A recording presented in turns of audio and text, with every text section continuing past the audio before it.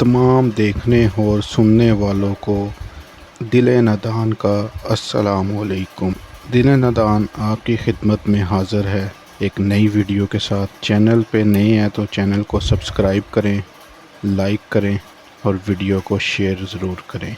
कहानी को मुकम्मल सुनें, उम्मीद है आपको ज़रूर पसंद आएगी। एक फ़ोटोग्राफ़र ने अपनी दुकान के बाहर बोर्ड लगाया हुआ था जिस पर ये तहरीरें लिखी हुई थी। 20 रुपये में आप जैसे हैं वैसी फ़ोटो बनवाएं। 30 रुपये में आप जैसा सोचते हैं वैसी फ़ोटो बनवाएं।